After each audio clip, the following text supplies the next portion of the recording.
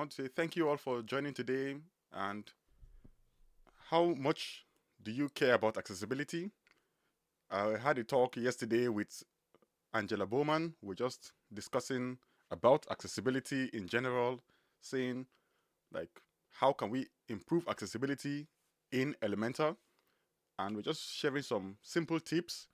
So today we'll just be going further from there and just exploring accessibility. So yeah, so what exactly does accessibility even mean? Accessibility is just about like making the web to be accessible by everyone. So that is, you want, depending, regardless of your disability or your situation, wherever you are, you should still be able to like access content on the internet, and you should be able to understand that content. So whether you have like partial blindness, you have full blindness, you can see clearly, you cannot see clearly, you have color blindness, you have anything. The idea is that regardless of your situation, we want you to still be able to access content on the internet. So that is all that there is to do about accessibility. And so today, let me just see if I can share my screen, and we'll just be going through. I saw a recent document by the Elementor team. So we'll go through that document and just explore the information that they gave in the document and see how it applies to all of us. So let me search for Elementor. I'll soon switch my screen. So yeah, let me go ahead and pop the comment in the chat so you can read the document along with me. So let's pop the chat out. Okay. And I'll drop that document. So this is the Elementor's accessibility like blog post. Okay. So that document, let me switch my screen now. And yeah. So this is the document Elementor published, I believe, on the 31st of March, just talking about accessibility. And they say what web creators need to know. I found it interesting, so I said it'd be good to share it with the audience. So we'll just see what it means, and we'll explore all of their information. So they have a pop-up. Okay, so what exactly is WCAG? The WCAG is a guideline, a set of rules that was brought together, but those rules were created by some set of people. The reason why this guideline was brought about is nobody is an island. You know, all of us, we all have limited knowledge in different areas. So, for example, I may know, let's say, even in kind of your like a school system, I may know how to play football. You know how to play table tennis. So, if you were to give me as the guiding body to like create rules for all sports, the only sport I am good at is football. So I will create rules that are just related to football rather than related to all sports. So in this scenario, they're trying to say, okay, the same thing with accessibility. I may be very good, like I know much about maybe visual disability, but I don't know much about like some other physical disabilities. So I might be tailoring my solution only to people who have visual disabilities, but then I'll be neglecting people who have like other sets of disabilities. So to avoid this problem, there a lot of people came together, and then they came to form the um, the web accessibility initiative. So and then they were able to like come from different countries, different places. Everybody just like put their knowledge together, and they came up with the guidelines. So those guidelines that is things that people can follow that will allow you to make your web more accessible as it can be, basically, because they were able to like what one person will miss, the other person will come up with an idea to say, okay, this solves that problem. Then when all of them put their heads together, they came up with this guideline that is easy to follow. And we'll be trying to explore how to follow the guidelines, like how to understand what the guideline is all about. So let's continue reading the document. So here we have the document. So what's new in WCAG 2.2? Because the way the guidelines work is that they keep going up. So we start from there was 2.0 way back, then there was 2.1, 2.2, and it keeps going forward. And the way it is that the guidelines are like so when 2.1 comes up, 2.1 does not like invalidate 2.0. 2.1 is like an addition to the 2.0. 2.0 is an addition to the 2. So basically it just keeps adding up. So they just keep modifying it to make either the syntax better, to cover some topics that they missed before and things like that. So that's how, if you are compliant with like the WCAG 2.1, definitely you're compliant with WCAG 2.0. If you're compliant with WCAG 2.2, then definitely you're compliant with 2.1 and 2.0 and below. So that's how the whole accessibility thing works. So then let me go ahead and switch to my screen. So yeah, what's new in WCAG 2.2? Some of the things that they added extra in 2.2 were things like focus not obscured.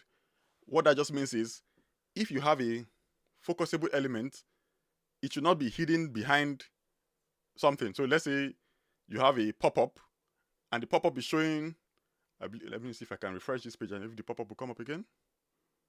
So let's say just this pop-up like this is already, I think it's already even sort of violating the guideline. Okay, it has gone. But basically it was violating the guideline, because basically what they mean is any focusable element should not be obscured by any other thing. So this element should have been there. That pop-up should have not come, but maybe I broke it mistakenly.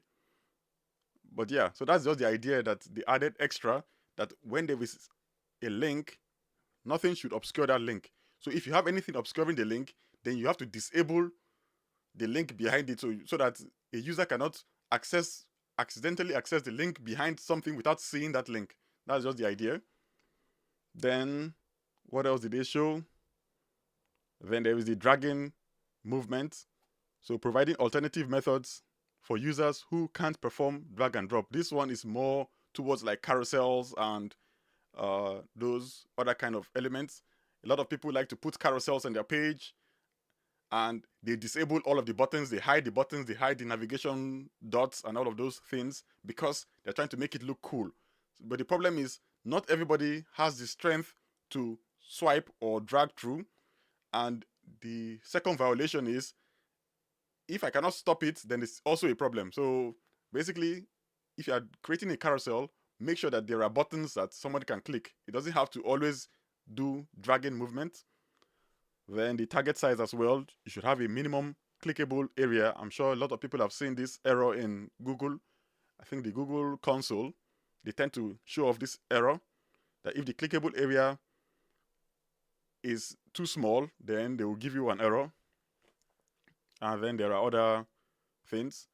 And then you can see they go through. You can go ahead and read the document. It gives you some interesting knowledge. And some of the things that you can do to improve accessibility are quite simple. You see, checklist, provide text alternative. So before we even go through all of these, first we should even understand how the WCAG guideline is even structured. So let's go to, I'll put it in the chat somewhere, one of these documents. So this is a document that you can use to help you understand the accessibility, yeah. So WCAG guidelines. Okay, it's in the chat. So the way the guidelines are structured is very simple. First, we have what we call the 4 guiding principles. Those principles have not changed since the beginning. They have always been the 4 guiding principles. And those are that your content should be perceivable. Then your content should be The second one is operable. Then it should be understandable. And finally, it should be robust. So those are the 4 guiding principles. They've not changed. Then under those 4 guiding principles, we have what we call the guidelines. So when you see, let me go to a better one. Yes, so something like this. So the 1 point is the guiding principle. 1.1, those the ones that are just the subsections, those are what we call the guidelines. So if you say perceivable, under perceivable, we have about, I think, 4 guidelines. Or so we have, yes, 4 guidelines. The first guideline is provide text alternatives. Second guideline is about time-based media. Third guideline is about being adaptable. The fourth guideline is about being distinguishable, and so on. But those are just general guidelines. Then the next subsection is, okay, we have given you our principles and our guidelines, but then how do you actually conform to those guidelines? Then they provided what we call the success criterion. So when you see this 1.1.1, that is how you can successfully solve the how you can conform to the guideline, basically. So the guideline says text alternatives. The way you conform to those guidelines is based on this success criteria. These are the actual things that all of these lawsuits and everything are based upon. They are based upon the actual success criterion. Those things are measurable. So the first one is about non-text content. So you can now go ahead and read through it. So let's just go through the other one. So non-text content. And then it explains to you in brief that it's just basically having that the non-text information is available to more people. What that basically means is anything that is not text on your page, have a way to convert it to text so that users can understand that information, because not everybody is good with any other thing that is not text. Text is like the universal language in web design, because from the beginning, it all started with text. When we first started web design, everything was text, and it's the easiest way to present information. Once you present information in text format, it can be converted into any other format. You can easily just turn on your screen reader and read the text. You can use text to speech. You can use so many other things to read text content. But when you have other things like a video, how do you convert a video to another format? So it's a bit more difficult. So that's why if you have video, convert it to text. How do you do that? You provide captions and transcripts. If you have audio, the same thing. You convert it to text by providing a transcript on the page, so that if the user cannot listen to the audio, he can find the transcript and read that transcript. Same with the video. If the user cannot watch the video visually, he can read the transcript. If a user is maybe probably deaf or hard of hearing, then he can actually still see the video, but he cannot hear the words coming out of the video. So that's why we provide the closed caption. So all of those things are just related. So let's go back and continue. So, and it explains everything. So when you go through all of these success criteria, and it gives you explanation. So why is it important? People who can't fully see or hear content can understand it.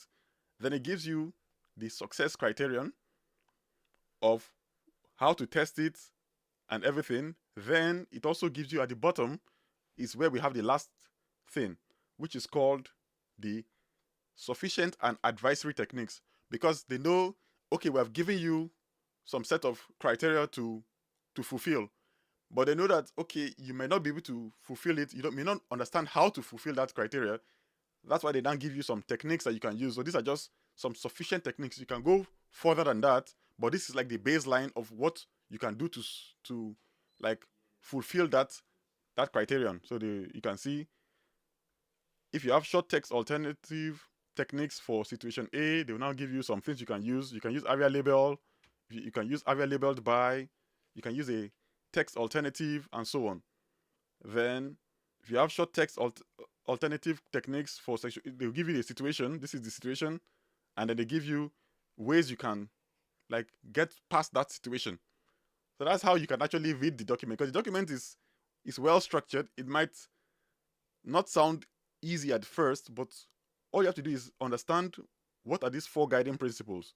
The first principle just has to do with can a user see the content on the page? So what are the potential problems that can make a user not see that content on the page? So the problems are, it could be that the contrast is too low.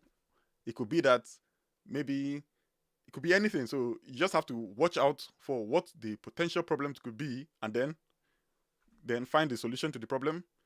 Let me just quickly go through and turn on the chart so that I can follow the chart. Okay, let me, where is it? How do I view the chart again?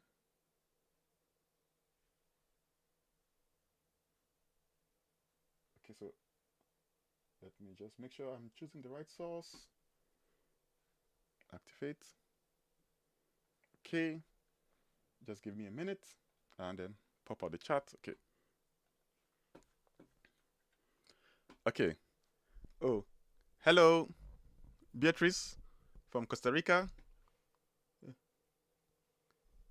Oh yeah. Well, the topic of accessibility is not usually a popular topic. It can be quite boring sometimes, so that's why.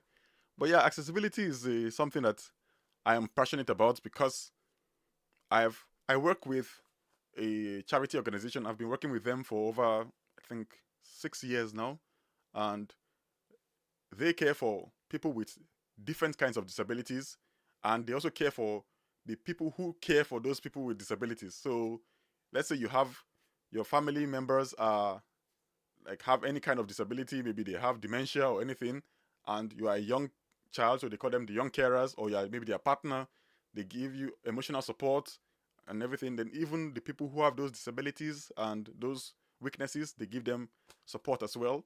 So I've been working with them. That's where I've gotten so much knowledge and so much like empathy for people with various disabilities, because there are so many disabilities that it's it is a very like it's a big thing. People, especially when I think about, because I come from Nigeria, and a lot of my friends will know in Nigeria, at least back in the day, when you have a disability, you're not really looked after. People don't really care. But then as the knowledge starts to pour in, people started to care more, and then there is now more um, like like unity, and people are now like helping out people with disabilities. And usually it's something small you can do. You don't really need to do something major to help somebody with a disability. It's always something small, but that small thing you've done can go a long way. So that is something that we all just need to know. But yeah, let's continue going through the documents and see. So the other thing we need to do, so when you look at it, just go through all of these documents and then try to like understand it. That will now help you to improve the way you build websites. You can see the other one is time-based media, and what that just basically means is videos, audio, things that go according to a certain time. When you have those kind of media, they give you some things that you have to solve. So you can see audio only. If you have only audio only or video only is pre-recorded, then there is a way to solve that problem. They give you the what you have to do to successfully solve that problem. So we just read the document, and then you'll be able to understand the problem.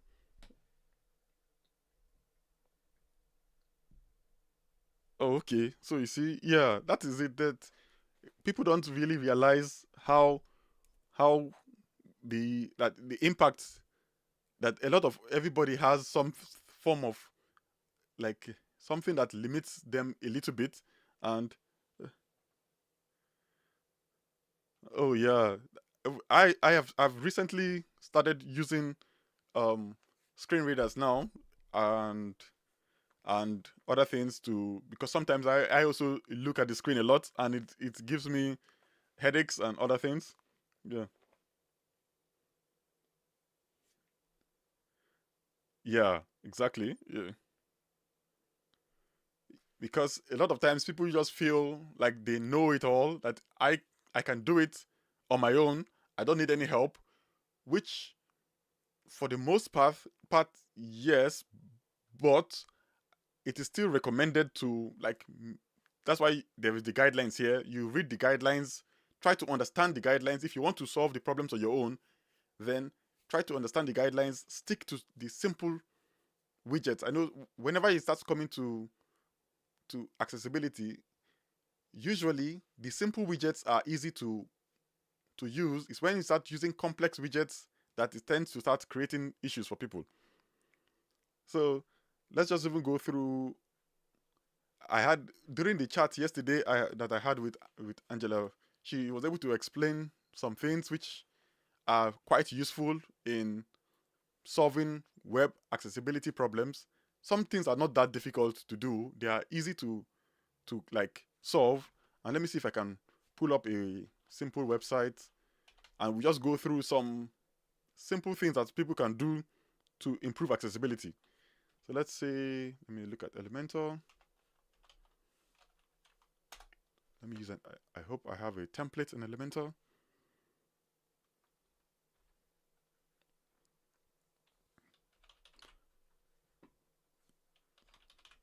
Okay. Because accessibility is just about having empathy for the people around you and following these guidelines, because like I said from the beginning, we all have limited knowledge. All of us have knowledge in just a certain area. For example, I've used a voice recognition, like the voice control.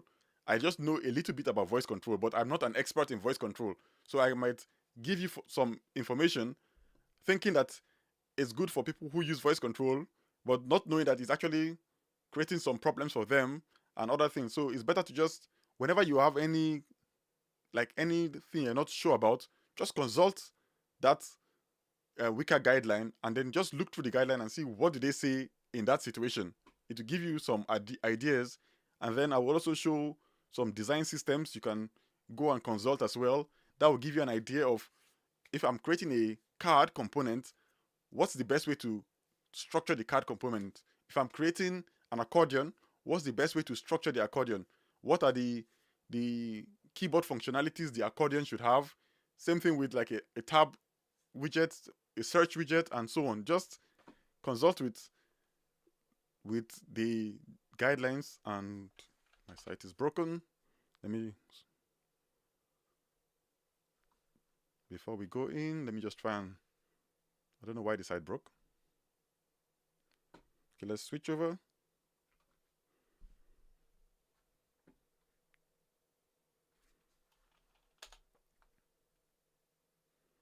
There was a critical error. Okay. And it's on there. I wonder what the error could be. Do I have... Okay, let me see. Plugins. Let me see which one I can... No, let me deactivate. I wonder what plugin could have broken it. Let's start with dynamic content. Then I'm just deactivating some plugins. I'm using Command UI. It's easy to just deactivate plugins without going to the plugin repository, the plugins area. I can deactivate it from wherever I am. Or let me switch to light mode. That might be easier to see. Okay, then I want to go to the plugins repository or deactivate plugins. See another one.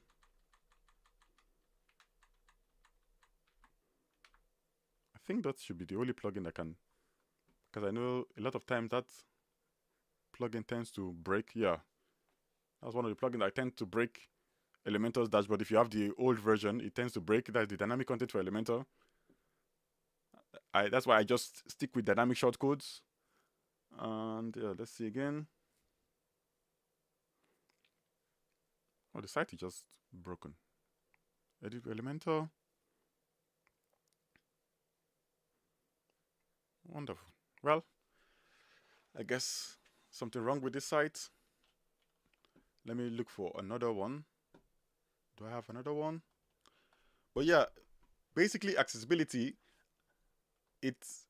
let's see some of the examples of the easy things that you can do to fix accessibility. The first one you see is, it says provide text alternative. That is 1.1.1, which you can see from the WCAG guideline as well. If you go all the way back, that's there. For non-text content, you should provide text alternatives. You can just go through the success criterion and see what it tells you. Say test. If non-text content is a test or exercise, that would be invalid if presented in text. Then, so it gives you all of different scenarios that you can have. So this is when it comes to like exam questions and things like that. Then it shows you what you can do to do that. If it's time-based media, it tells you the potential problem, and then at the bottom you now see that advisory note that tells you, okay, how do you actually solve the problem, and so on. So yeah. Then let's go back to the documentation. So that's the provide text alternative. And for example, you have image. If you have an image, you can see it visually that, okay, this image is the image of, like, you know, their names Ben Pine, I believe, and I can't see very well, but you know the two of them. So you describe the image the way it is. Okay, you describe them, their features, and where exactly are they. So try to combine all of that information together in not too many words, but in a way that a user will know who the two people are in the image and what is their role. What's the role of the entire image in the document? So you have to provide context, basically, because what exactly is the context of that image in the page? So it's not just only about describing the image, but you have to describe an image in the context of the page. So it is, if it's somebody that we should know, then you can describe the person's name and what maybe if what they're wearing, where they are. So let's say they went to a football pitch, and you want that information to be passed on to people that, okay, these two individuals went to a football pitch. You can now use that, add it into the alt text so that somebody who is not non-visual can hear the announcement of that alt text and also get that same information that a visual user is getting from the image. They can now get it, and both of you now have the similar experience. Because like I said from the beginning, the goal of web accessibility is about providing like a similar experience for different people, regardless of your skill level or your abilities or your disabilities and so on. So they say, first, make sure that you're using simple terms when you're describing the image. Then secondly, make sure you describe the image in a way that fits the context of the entire page or the section that it is in. And third, make sure you're descriptive enough in a way that I can understand. So that is about the images. Then let me switch back. The other thing is alternative content for audio and video, which I explained.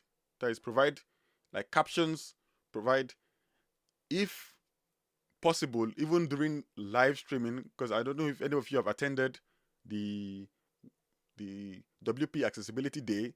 During the live stream, they provide proper captions, because sometimes some of these automated captions, they get words wrong. In fact, a lot of times they get words wrong. If you check any like caption that is auto-generated, there must be mistakes in the caption.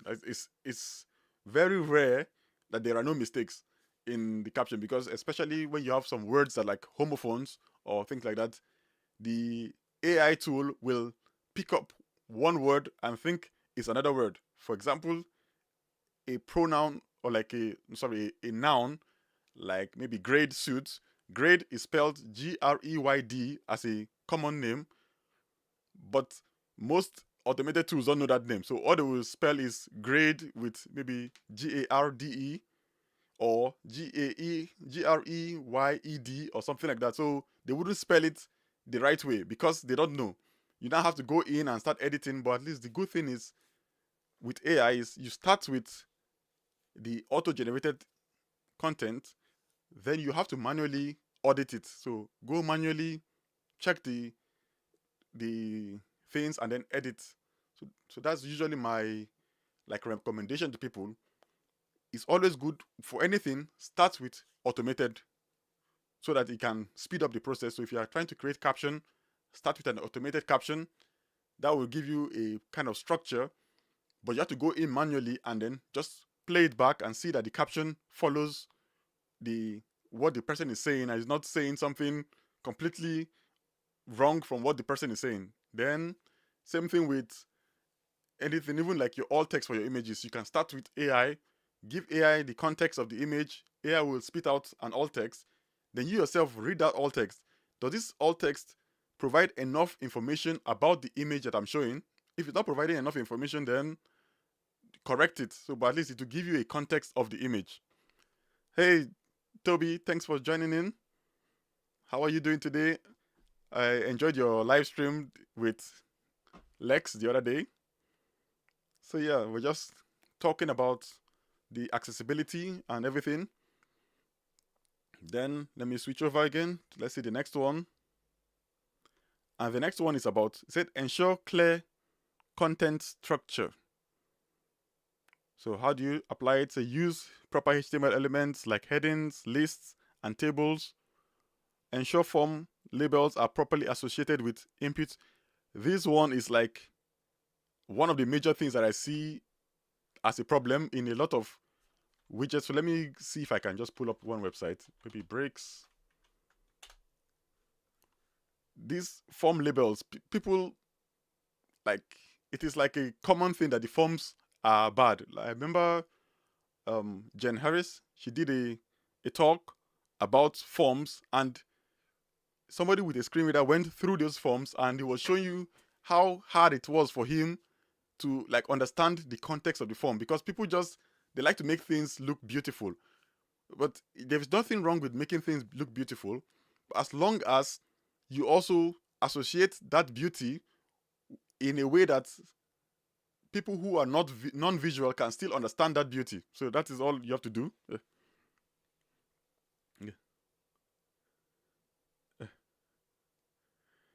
Oh, oh yeah. Even I'm also learning. We are all learning together. So there are only few experts, and mostly those experts are people who are certified and all of that. So yeah, the whole thing about this one about the forms. Let me even see if I can show an example of a form that I built. Let me not update because I updated the last site and it broke. That's the Elementor site. So let me try not to update this time and see if I can get. Do I have command UI here? Okay, yes. So I think I called it form. No, I have to select form. No, feedback form. Probably. No. Oh, let's see. Was it this one? View. Okay, so let's say something like this. Do I have any required field? No. So let me make it required. So edit with breaks. We're just first, let me even show if I can get an example before as it's loading. I think it's, is it under the, let me see, W3C form errors or error message.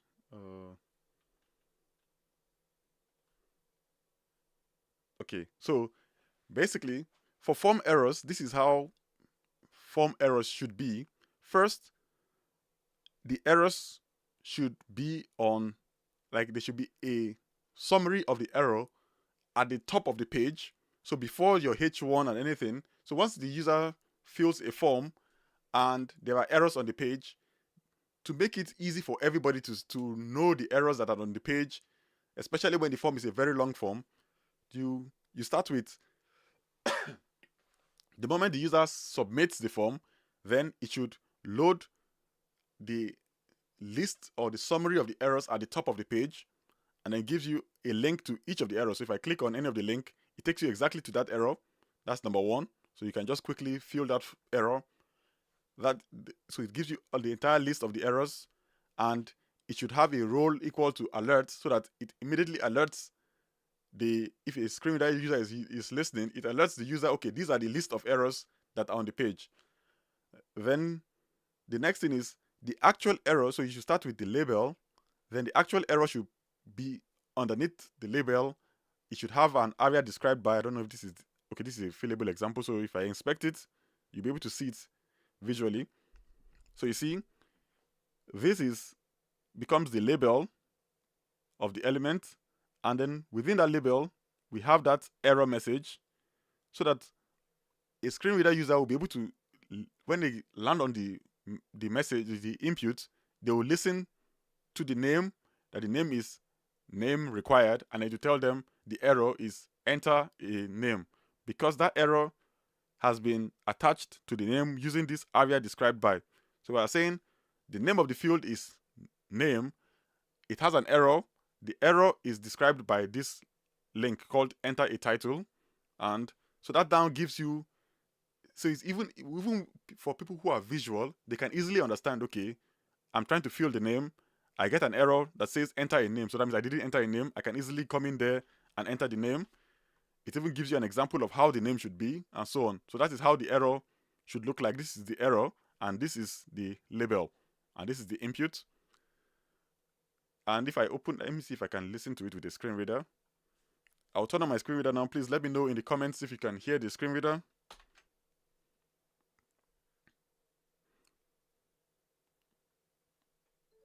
Okay. So it's turned on now. I don't know, did you hear the screen reader?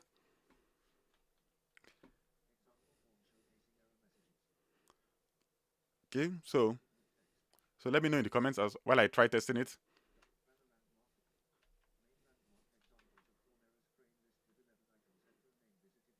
So it tells you 11 errors. Basically, you know the list is, there are 11 errors and that I have to sort. And oh, okay, so you're not hearing the errors. Let me see. Let me exit NVDA first, and then let me check the settings and make sure the inputs are all working. Settings. Okay, so I'll set it, close, and now I'm going to turn the screen reader on again. I'm using NVDA, so Control Alt N.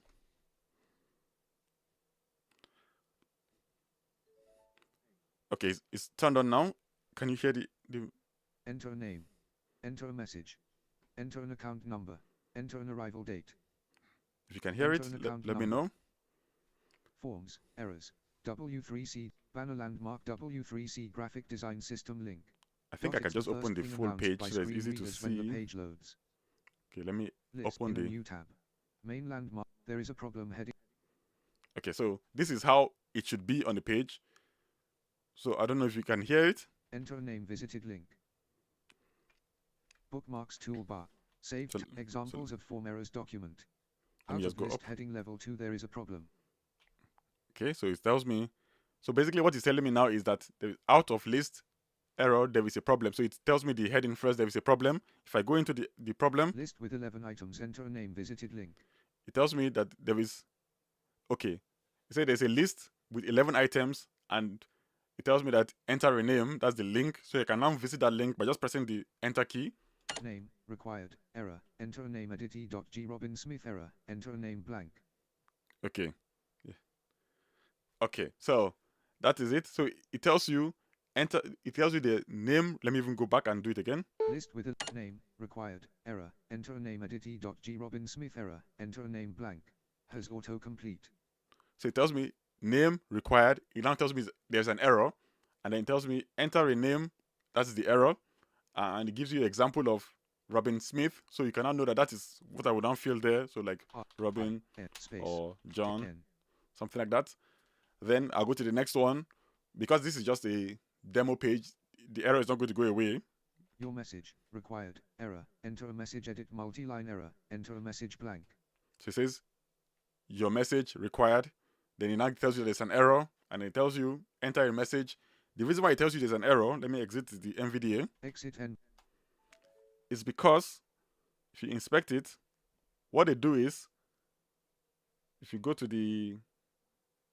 it gives you that area described by, and then it describes the error. So you can see this is the label, is name, and then there is the example followed by the input. Where's the error? Okay.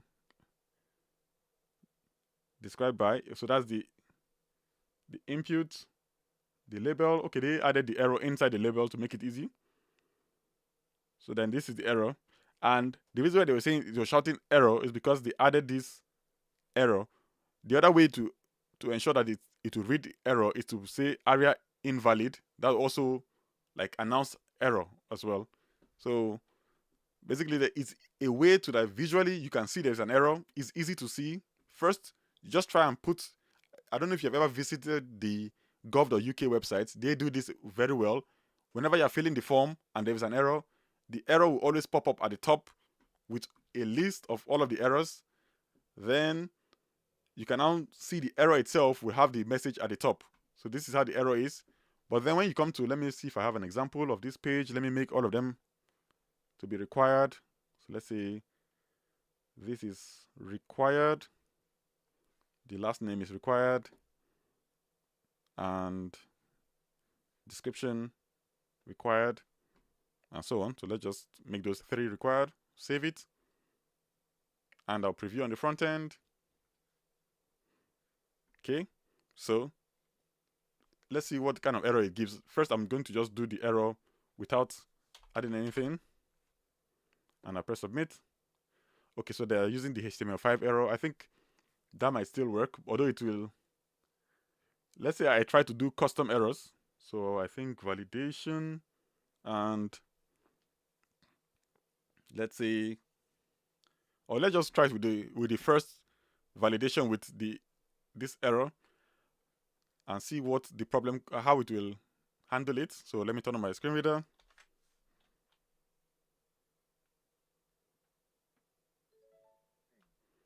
Okay. Forms bricks and bricks. Banner landmark logo Ipsum home. Then. Primary navigation. Main landmark clickable first name. Edit required. First name. Edit required. Okay, Banner let me just landmark. Main landmark. First name edit required blank. Okay, so first name required blank. It tells you that. If I don't do that name, let's go to last name edit required blank. So it says last name edit required blank. Okay, let's say I don't fill it. Description edit required multi-liner content creator and web designer. Okay, because I've added some actual text. That's why it will read the label. It will tell us the type of input, and then it will tell you what is actually in there as already filled text. Then the next one. State combo box London collapsed. Okay, state combo box. When the moment you hear combo box, it means that I can use the down arrow key to change the item. So that is whenever you just hear combo box, usually it means that there is an item I've selected, and then up and down arrow keys can change the item that has been selected. Then if I go to the next one. Phone number edit selected 07812345678. Okay, that's the phone number. Submit button. And this is submit button. Because it's a button, I know that if I press the space bar or the enter key, either one should submit. So press the submit button. Please fill out this field. Alert. Okay, then first name edit required blank. The reason why it's telling me please fill out this field is because it's using the HTML5 error. But the moment I mistakenly go and try to start doing custom errors, then you see that there's a problem. So let's say on the first name, I try to do custom error. So let's say live validation, message field. Okay, no, okay, yeah, maybe, I don't know what's the difference.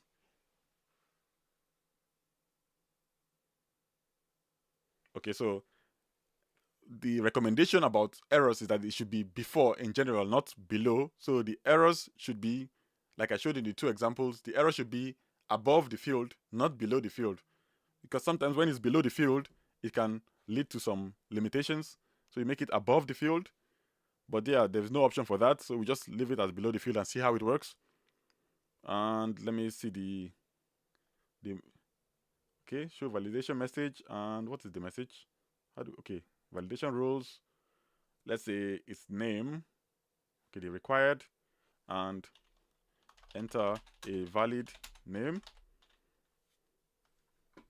Because that's one of the reasons why they recommend not really using the HTML5 errors, is that the HTML5 errors, it will just tell you, please fill out this field. Sometimes it doesn't give you a description of what the actual error is and things like that. It just tells you, please fill out this field. But if you use custom-based errors, then you can give a proper description of the error. But then when you now do the custom errors, you have to now figure out that what's the best way to attach that error to the input. So let's try again now. And this time I'll delete the name. Let's press submit. And okay, so it's still giving me div. So that is already one of the problems that they're supposed to add on the form. I think it's called no validate or something like that, to deactivate.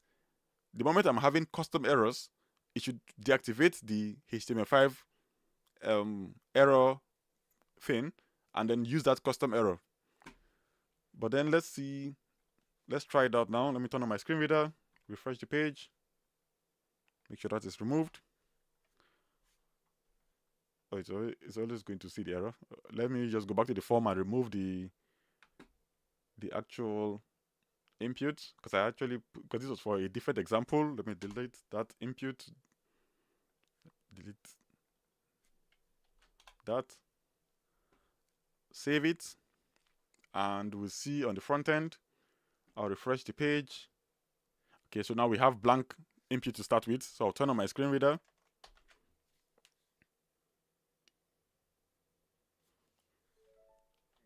Okay. Forge Pro Forms bricks, banner landmark look, primary navigate, main landmark, main landmark, first name edit required blank.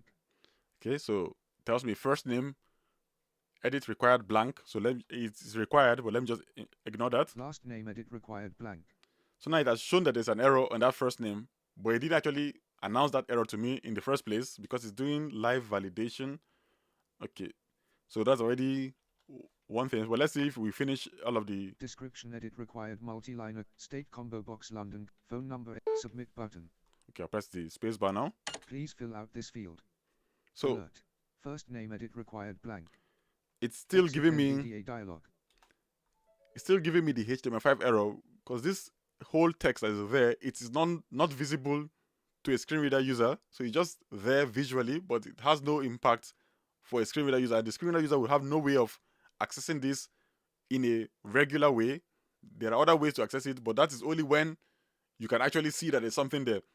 So if you look at the input, you see that the trouble is they just put a div, enter a valid name. That div has no relation to the actual input, because this is the input.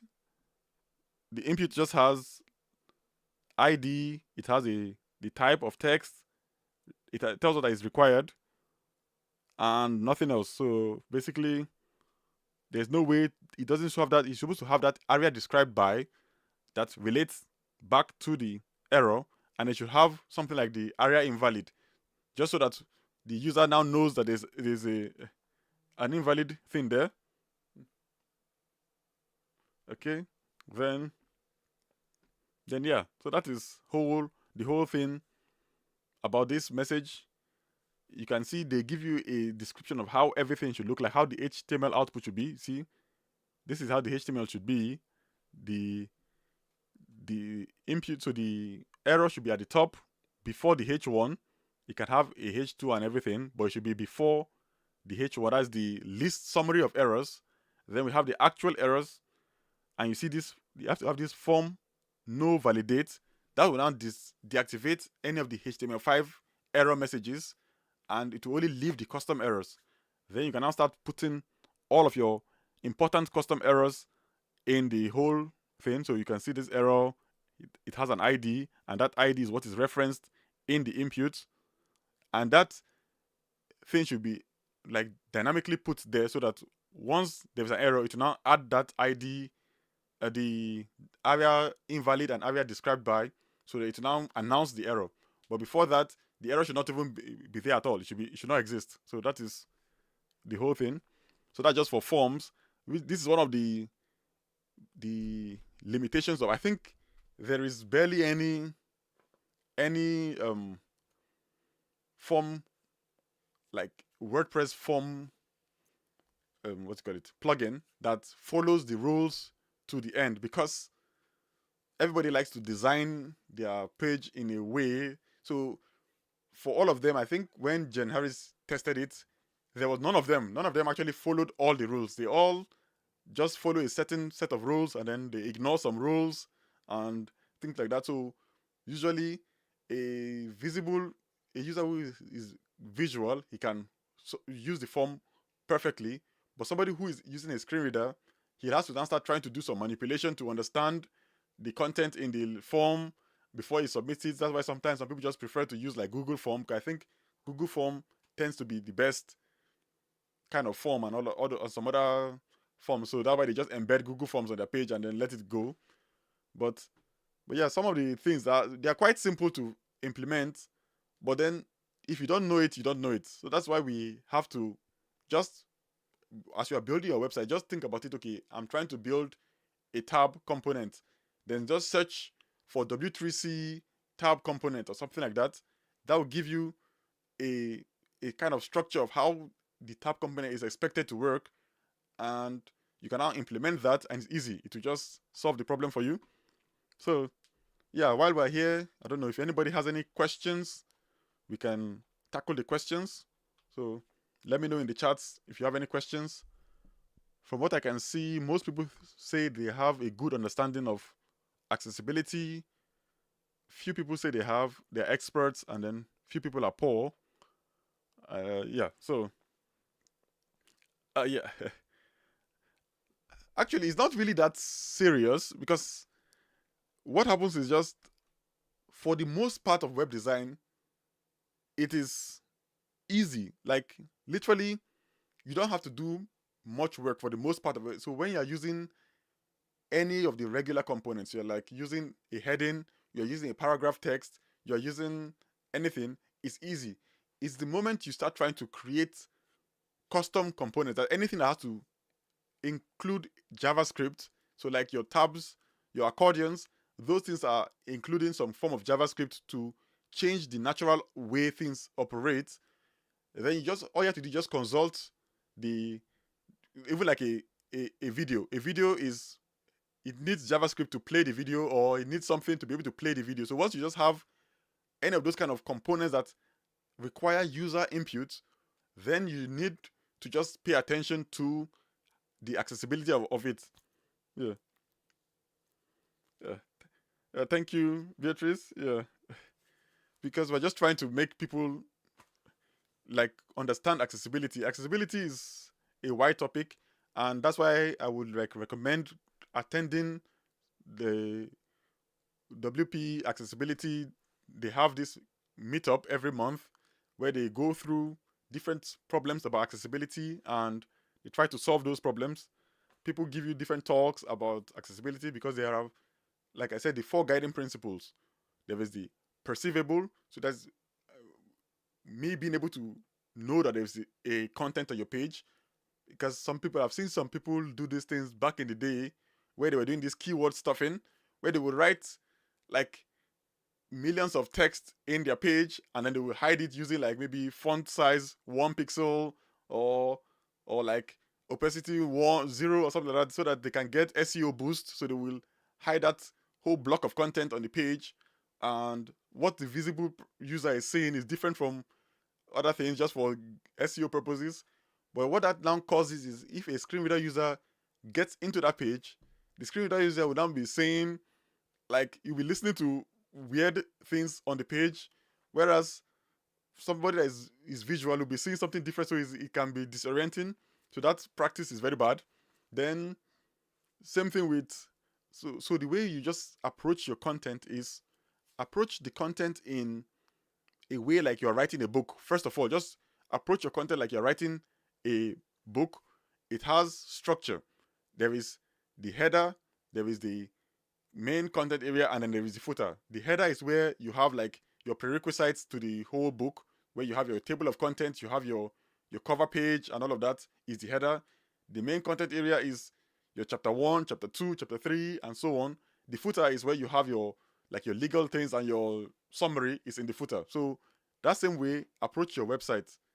The website has the header, and then it has the navigation to navigate across different pages.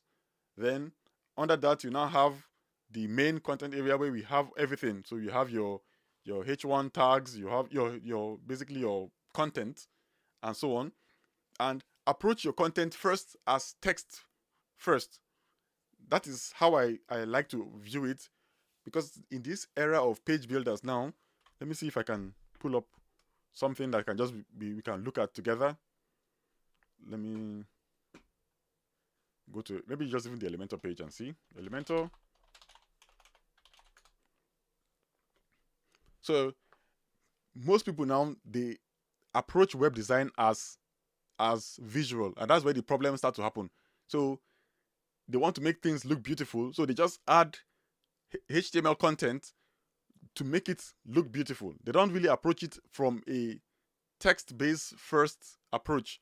So what do I mean by text-based first approach? Is like when you strip out all of the styles, all of the JavaScript and all of the animation and everything, what is left? Just think about it that way. Then read that document. Does it make sense? So is the heading making sense? Does this like describe the entire content of the page? So if this is what describes the entire content of the page, then that would be like your H1.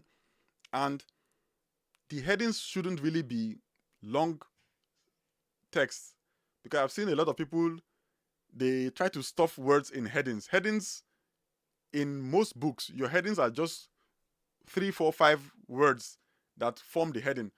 They are not long sentences. If they become a long sentence, then it's most likely no longer a heading, because the heading is usually short content. For example, very good example is the WCAG guideline itself. You see, all of these, starting from the abstract, all of these are headings. And you see how the headings are? Abstract. That's all. Let's even go to that page. See, that is a heading called abstract. And that gives us an understanding of what is exactly on the page is the abstract. Then the next part of it is something like introduction. You see all of the headings here, they are not like 16 words, 20 words. They're usually just short descriptions. So like audio description or media alternative, that is a short description that just tells you, okay, if I go to this section, I'm going to learn about audio description. So that is how you should like approach your heading levels. Don't just be dumping headings, H1 in one place, H5 in the other side, H3 somewhere else, because then that now disrupts the flow. When we now try to create a table of content from that flow, it becomes weird. But I think Elementor have fixed. I think Elementor are doing well, if I remember correctly. Let's go ahead and see their headings. I'm going to use this tool called Headings Map. It gives you a basic table of content of everything on your page. So let's click that. And we can just by reading the table of content, you try to see, does it like make sense? So you see the first one says, build a website, create your future. Okay. So now that means the entire content on this page is related to this heading called build a website, create your future. Then the next one is called build any tips. Where is that? Okay, yeah, build any tips. Oh, because they have this is one of the problems of sticky headers. Then the offset goes off and the person is now, I'm on the heading, but it is offset to the sticky header. But yeah, so you can see the first heading is build a website, create your future. Then all of this should be paragraph text. So this should just be like a paragraph. And I suppose these are 3: build, host, and generate with AI. I suppose those should be headings as well. I don't know. It depends on how you see it, because I think this is a heading that describes the content here, or it could be something else. I don't know. What are they doing there? This is a button. Okay, yeah, because it's a tab. Yeah, then we can ignore that. Yeah, because now it's taking the role of tab and tab list. Okay, so these are tabs. Then within those tabs, these tabs become like the headings. These are the headings in the tab, and then these are the content of that tab. Then we have another heading, build any type of website for your business, and then it gives you some content underneath it. So you now, as you are building the website for SEO purposes as well, also think about it from a structural perspective. Is this describing the content that follows underneath it? If it is, then yeah, you're doing a good job. Otherwise, because most people who use assistive technology, they just go by headings. So when they get to the heading that they need, like I showed with the W3C documentation, once I go to the heading that I need, then I know that, okay, all the content underneath that heading is going to be related to that topic. And then I can start like getting more information about maybe captions. I can get more information about captions and so on. So yeah, that's basically that. Maybe in a future video, I will go through a website, just go through the website from start to finish, like a single page, and we just try to fix all of the problems we can see on that page. I think that might be a good idea. I don't know. What do you think? Should I do that? Like maybe 1 week, just a simple page that has so many components, and we just go through it like a regular user and see what are the potential problems and how we can solve those problems. Uh, if you agree, please let me know in the comments and let me know what page builder I should use for that test. So whether it is Elementor, Bricks, Breakdance, Oxygen, Divi, any page builder that you think about, let me know and we'll try to work with that. But yeah, I think that's the basic things we need to remember about accessibility, that accessibility is at the core, is about, first think about your website in terms of text only. Just ignore all of the images on the website, ignore all of the videos, all of the animations, everything. Just look at the text itself and see, does that text flow well? Using HTML, okay. Okay, we can do that. So yeah, as we continue, basically just look at your text content and say, okay, does that whole text flow well? Then once you're like happy with the text content first, before you now start even thinking about all of the styles and everything, I believe most times when you're building websites, you should already have your copy ready. Then you use that copy to build the website. So have your copy, then you can modify the copy to fit into the website. But first have a copy. So that copy can now give you a good understanding of, okay, this is the H1, and that is the heading that describes the entire page. Then we have the H2 for each section. We have a H2 that describes what we are going to expect in that section. Then we go to the next. Then if there's a subsection in that page, you have the H3 that now describes the subsection and so on. So that's for the heading and everything. Then you now go back and start trying to see, as you're adding styles, think about it. These styles that I'm adding, how does it conform? So in terms of colors, so think about your colors. Are your colors clashing? Do you have like white on yellow text or something like that that is very hard to see? So use some tools that can help you to check the color contrast. I believe there are so many tools. The WebAIM, a wave, they have that wave tool that can help you to check color contrast. There is that tool that Imran, I think it's a plugin Imran created. You can install it on your website and try to check your colors. And there are other Chrome extensions that you have that can help you check color contrast. So that is, first you have gotten your content, that the content is structured correctly. So we have the proper structure. Like, in fact, write your content in maybe like a Word document or something like that, so that it helps you to see how the structure is. What is the parent heading? What is the subsection heading, and so on. Then you now start translating that into the website. So you say you put your hero section, and you're trying to put the hero section. Then as you're trying to style it, so like you're trying to add the colors, make sure your colors are correct. So you're use if you were in the stream yesterday where we explained how you can check the color contrast using a style guide. So you create your style guide to help you check the color contrast.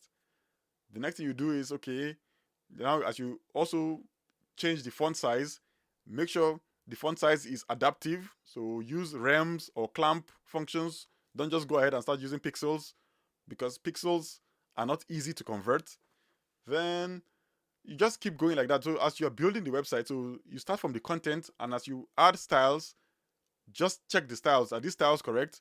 As you add a button, check the button. Does this button describe where the purpose? Is my button describing where it is going to enough, or is just generic like read more?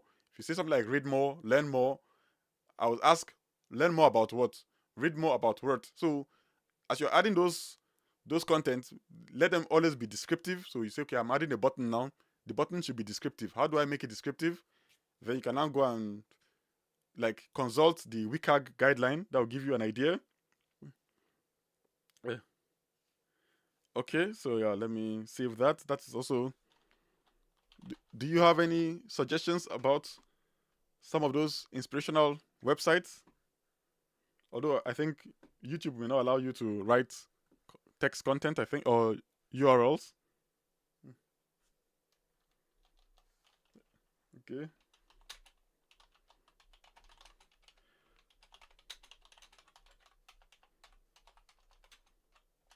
Okay, then you just keep on going like that. So you have those content, then so as you're building your website, you just build it with intention. As you put anything that has to do with JavaScript, so like tabs, accordions, search widgets, anything that you are using JavaScript or like Ajax or anything to pull in content, then just consult with the W3C documentation and see how do I add that to my page successfully, and that will give you good ideas. So that's how I've been working recently. Because I know I'm not what's it called? I'm not like an expert. So I always consult people who have gone before me, so who have created design systems. So just look at those design systems. Let me leave one of those design systems in the chat. I don't know if I did that, but I'll leave W3C design system. Okay, then I'll just go to components. Let's copy that and paste it in the chat.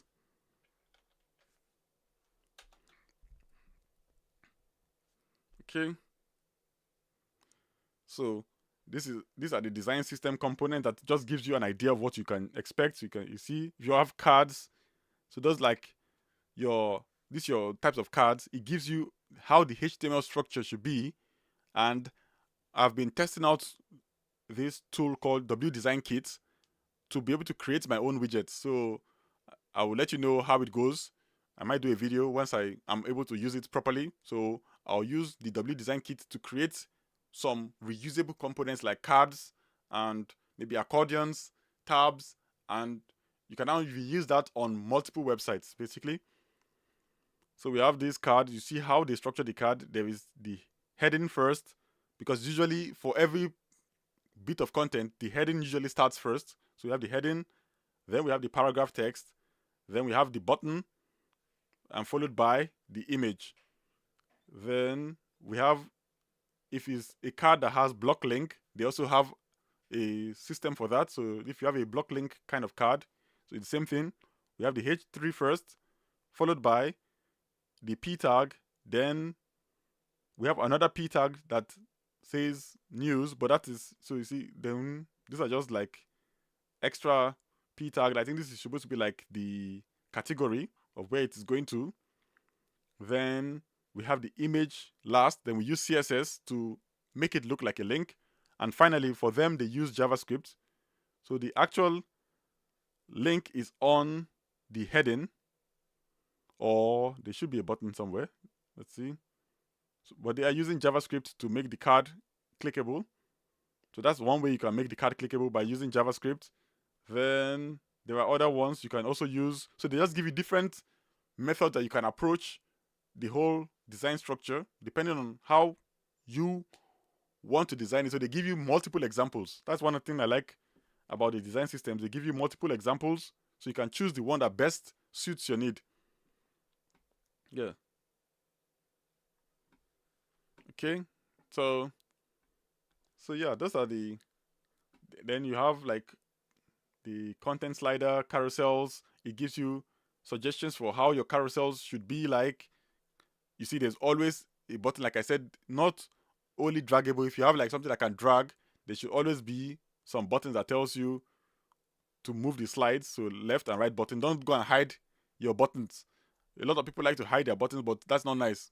There should be buttons to move, not only swiping. Then they give you instructions of what to do and other ones. The other part you can go and check is the APG patterns.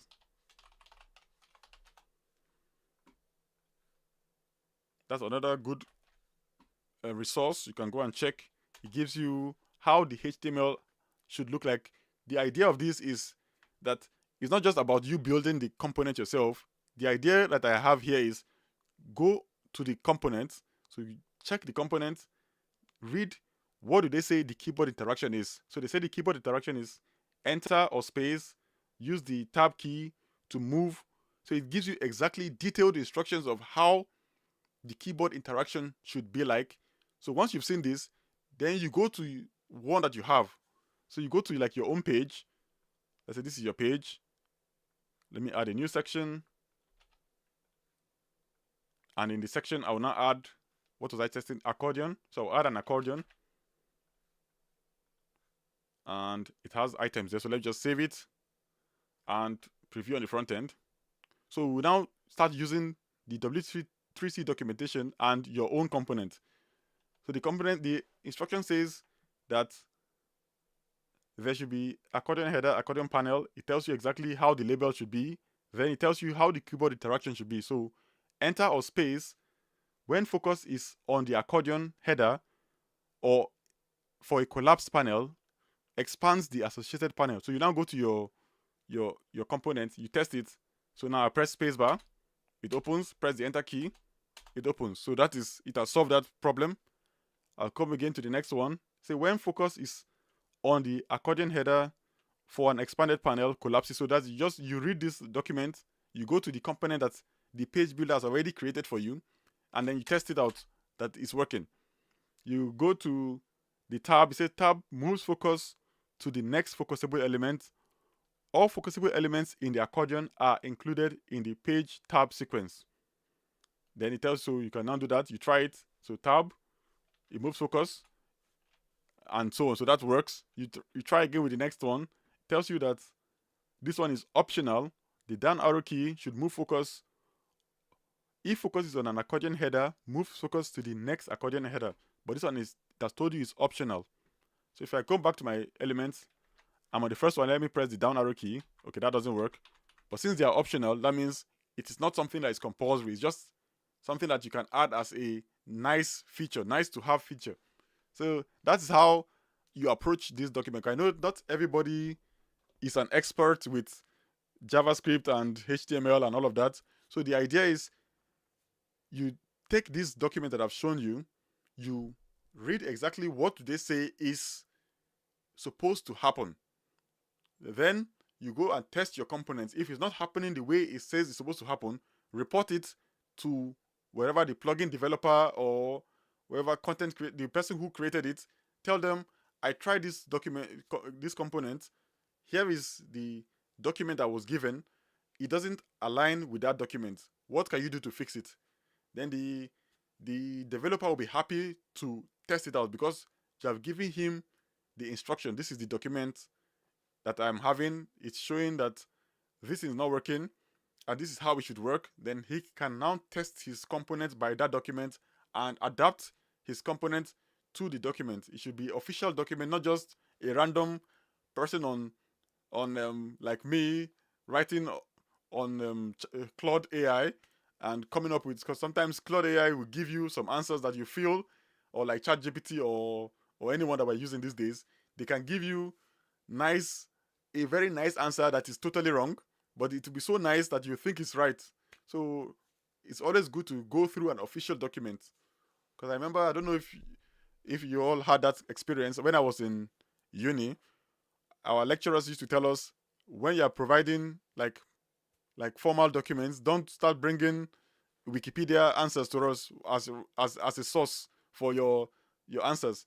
Wikipedia is just for general knowledge, but the moment you're trying to do something formal, then use a formal document, which is why we have the W3C documents. We have the government design systems for UK government, the US government design system. W3C document design system, and so on. Those are like formal documents that are published officially. You can now reference those documents. But for the rest of us, we only provide what you call the what's it, let me see the right word to use, advisory. Yeah, we are only advice. We don't have official solutions. The if you are going to report any GitHub request, it's always good to reference an official document so that the person now knows that you're not just saying it from hearsay. You are saying it based on what you've researched, and that should go a long way. But yeah, that is basically all of it. If you have any questions, let me know in the chat. Otherwise, we'll go off in about 2-3 minutes. Then let me just go through the rest of the documents that Elementor provided while we chat.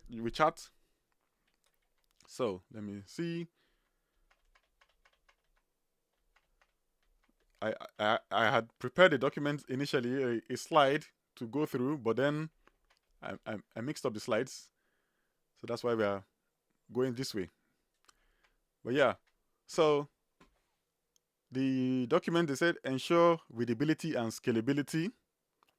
So for that one, like, what do you mean by readability and scalability? It means, first of all, I don't know how many of you have noticed, some people do what they I think it's the IPs.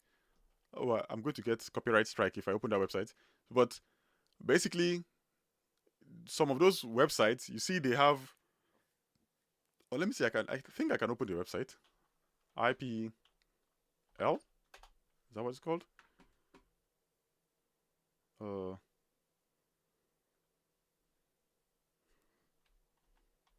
Some websites, what the people do, okay, this one works. What some people do is they use some kind of things to prevent you from zooming in and zooming out of the page.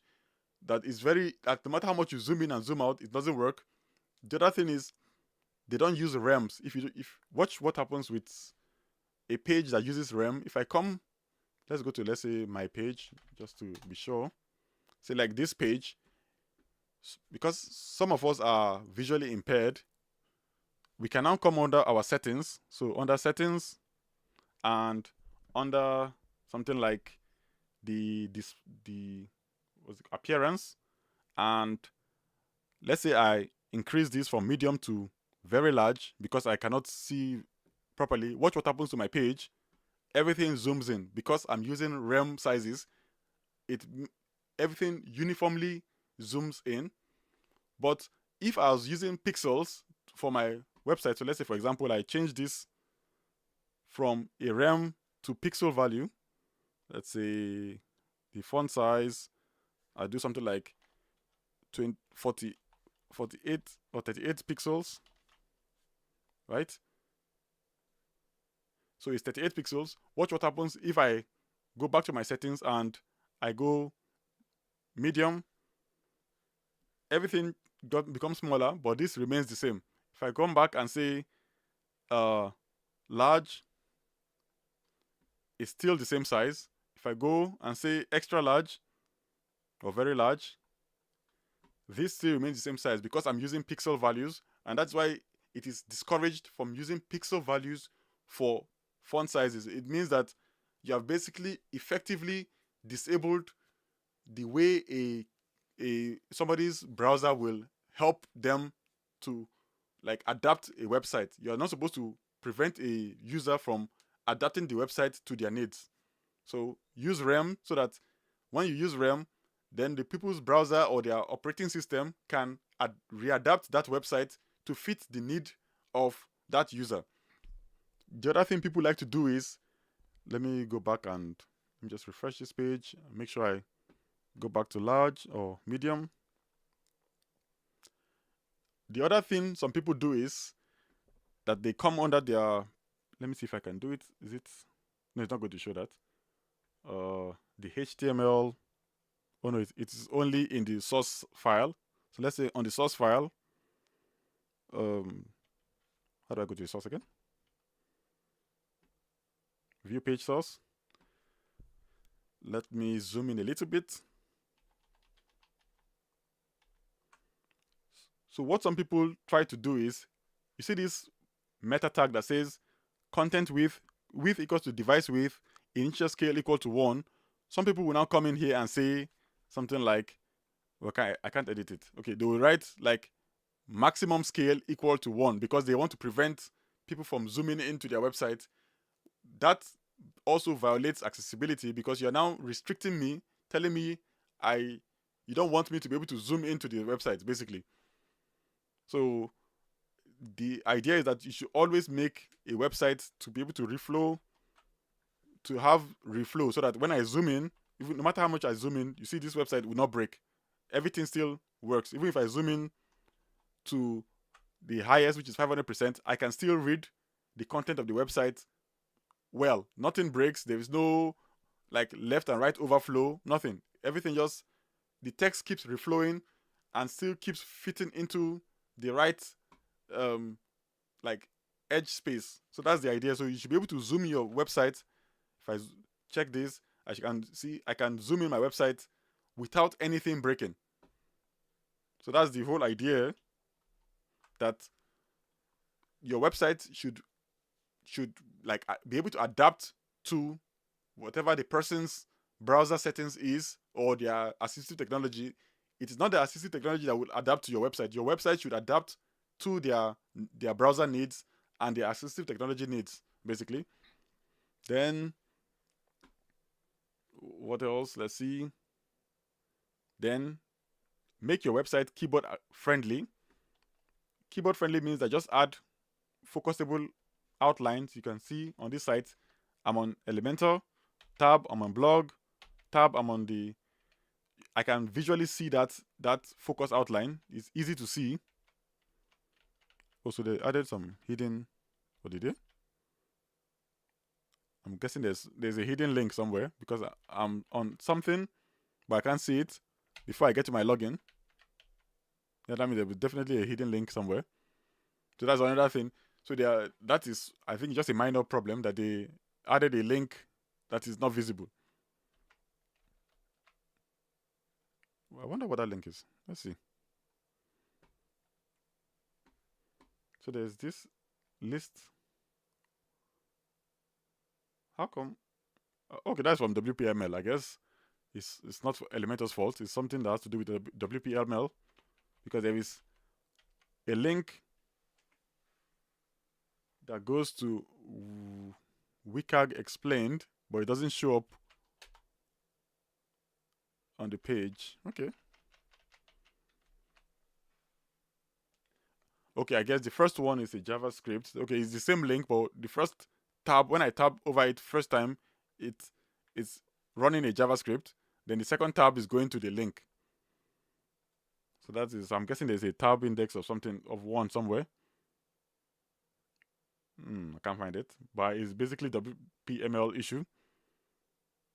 But yeah, so that's the idea, that I should be able to like tab through everything and see it visually without having to inspect the page or anything. I should just know where I am every time. And if you have anything like an accordion, what is that?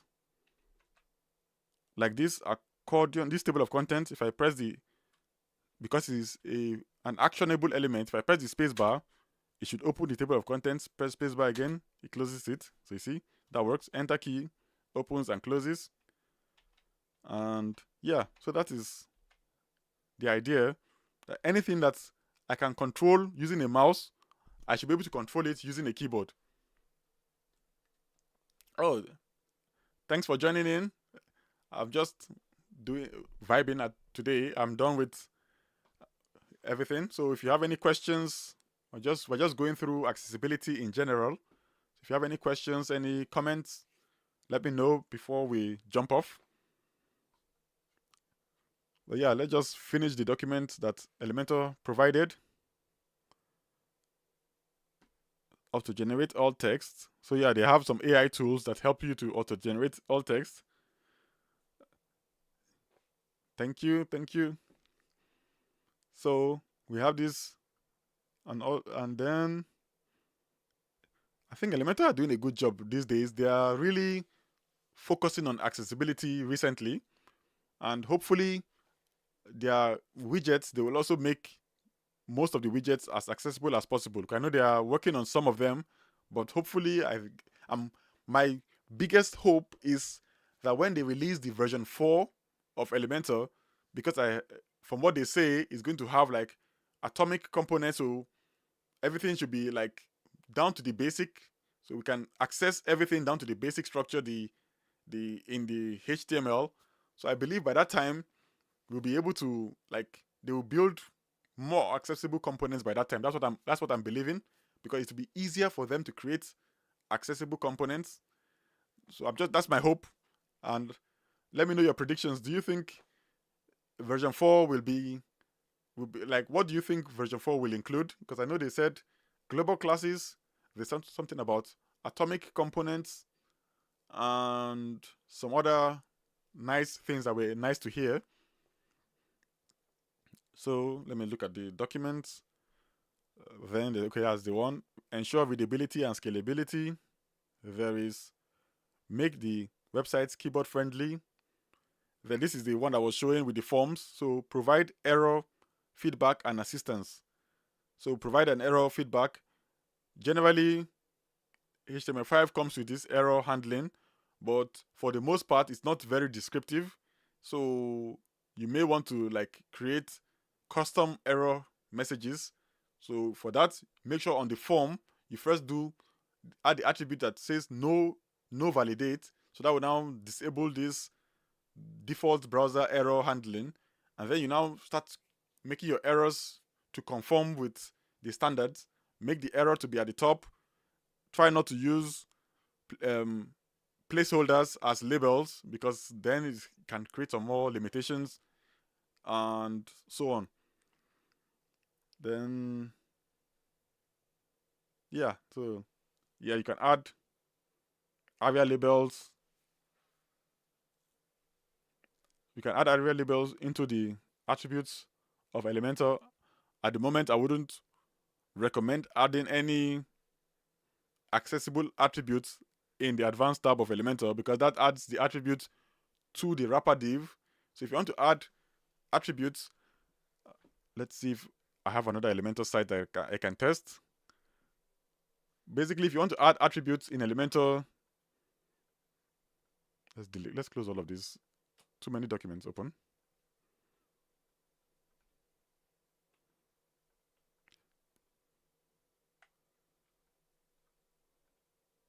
Okay. If you want to add attributes in Elementor for links, it's under the layout tab. You see in the link, you click on the cog icon, and then it will show you where to add the area attributes. For other attributes, they might struggle, but that's why I'm hoping that Elementor version 4 will fix all of the existing problems. Then, yeah, then they suggest using the Ali widget, so you can go ahead and test out that widget yourself. But yeah, that is what you need to know about accessibility. So hopefully next week, like I said, I will try to go through a regular page and just try to solve as many accessibility problems as I can. Hopefully we'll be able to do it together. So you and I will like discuss what is the potential error, why is it potentially an error or a problem, and what are the potential fixes. If you have any like suggested website templates that I can use, please, you can reach out, send it to me via email. If you want me to even check your own website, send it to me via email. Then we'll go through the accessibility test on your website live. So if you are comfortable with your website being like scrutinized live, then you can send it to me. The next week, same time, we just basically try to solve the problem using all the tools that we have available. So thank you all for watching, and I guess I'll see you next time. Bye.